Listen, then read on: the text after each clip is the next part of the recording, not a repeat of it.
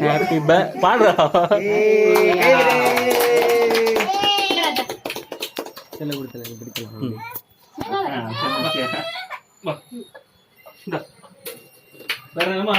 தல நீயே ஊதி தல